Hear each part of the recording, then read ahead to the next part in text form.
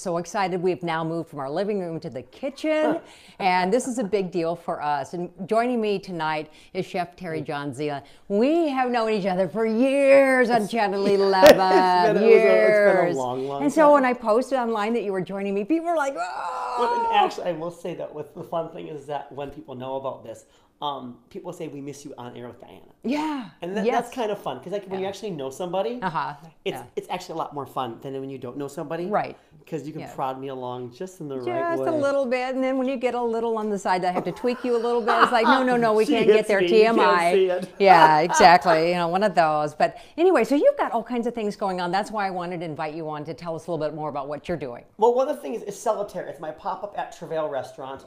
It's Solitaire, salt and earth in French. Seletterre. It's French American cuisine, touches the Asian, but the restaurant's mine. They give me the restaurant once a month. Oh, nice. My restaurant, my staff. I use some Travail guys. They do the bar. Okay. But the fun thing for me is it's a really way to get my food out there. The next one we're having is April 22nd. It's a 12-course meal.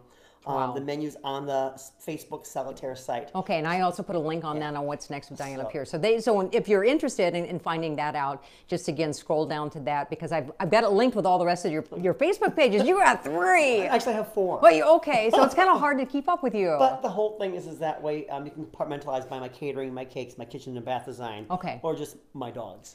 Oh, and there's a certain order in there, but not necessarily in that order. But yeah, so when we started talking about to do stuff, I know a lot of people just gone through Easter, so they had the big heavy meal. So right now it's kind of like, what can I do to lighten it up? And this is great because this just feels spring-like. Well, and also too, it's salads. And we talk about in my cooking classes. The problem is people think salad's a punishment, and it doesn't have to be. And also, I did a seminar at a hospital for healthy eating, and one woman came up to me in a panic. She was rail thin. There's a couple tablespoons of oil in my salad dressing. Is that okay? And I'm like, and I felt bad for her because of the misinformation out there about fat. Yes. And I tried to say to her, well, do you put oil in your car? And she said, yes. I said, well, your body needs oil and fat as well. We need this. So there's a way to kind of educate people on how to make it really great and really delicious and healthy. So you brought a lot of different colors, and I think that's very attractive to our eyes as well. Well, also, the thing is that, again, salad's not punishment. So we think about things about making it visually appealing. And I tell, in my cooking classes and my seminars, what I tell people to do is have everything prepped up on a Sunday while you're watching, The Walking Dead, or you're watching sports, or you're watching whatever. Take an hour or so and prep for the week, and you can have all of this done beforehand. And look at that. There you go. You have this great assembly of food, and you're set to go. So you have lunches for Monday, Tuesday, Wednesday ready, and mix it up. I don't want to be, it looks like I'm being very rude here by going over to my phone, but I want to make sure that we will. It just says, we have somebody, great episode. There you go. So they're already watching. So there you go. So let's talk about the great enemy that people feel is kale. Even on my JeanJohnJuan.com pastry website, I do put down eat dessert because no one ever rewarded themselves after a hard day with kale. Yeah. Well, wait a minute. It's so funny because even Scott was like, oh, none of my friends are going to watch this one because it's kale. If it was anything other than kale, it'd be okay. So we can make it delicious. Now, first off, the kale I use, there's lots of different kinds of kale. I predominantly use Tuscan kale. Okay. The leaves are a little bit flatter. They're not as crinkly, and they don't have that horrible prickly mouthfeel. Okay. Now, what we've done here is we've made kale chips. I love these. Simple. Oh, one of our viewers had asked for this. They had a but very... she had the cashew dust on top. Yes. So how you would do that to answer to her Well, you get to answer her because she's going to be watching. Okay, what you do is you take your kale. I'm going to show you how to cut the ribs out. But then you just lightly dress it with olive oil and then a little bit of salt. And then you can add pepper, or you can even add your cashew dust, and literally. I know. And it's just so light. I'm going to have one. Yeah. That's the whole thing, though. Yeah. That's friggin' delicious.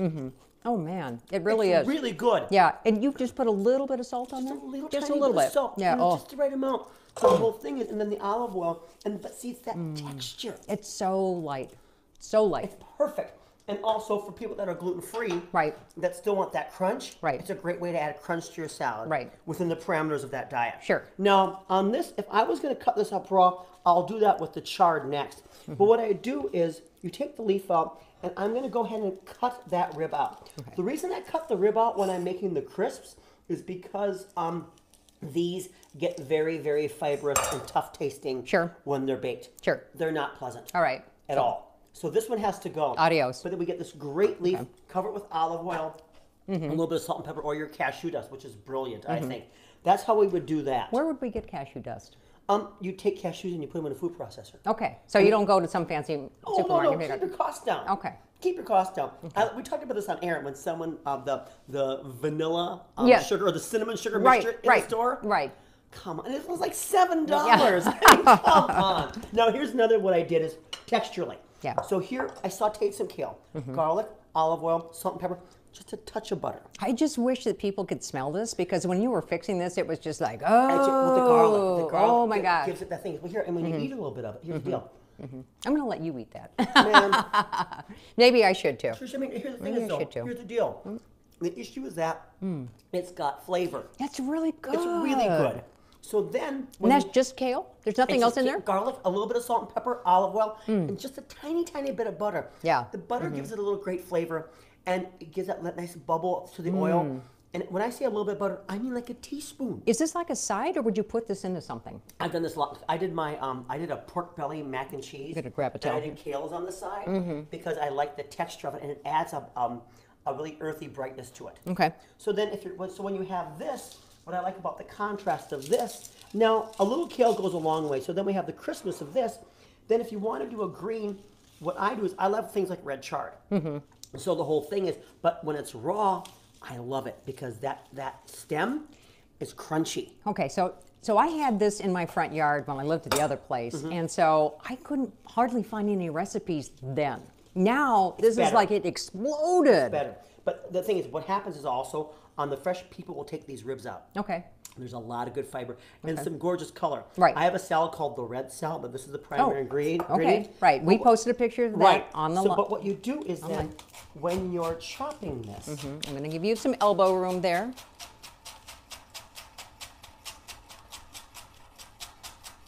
Oh, very good.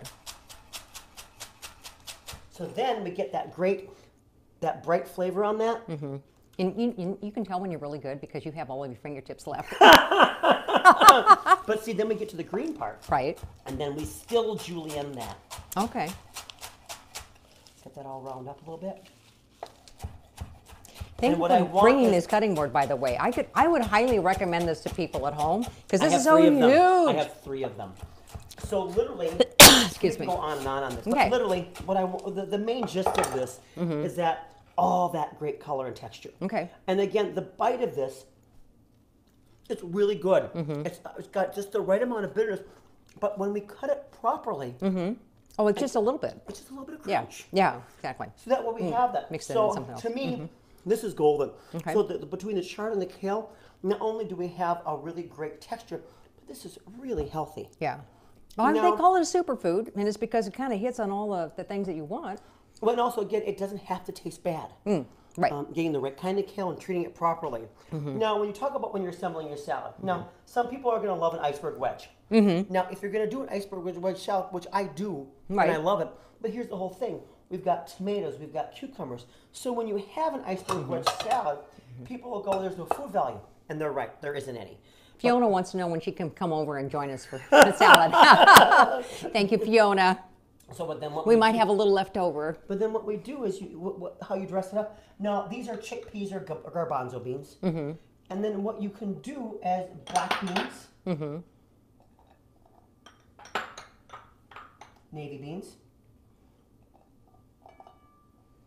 and then for color, we have a little bit of carrot, I'm going to grab just a little something. and then a little red bell pepper. So here's the deal.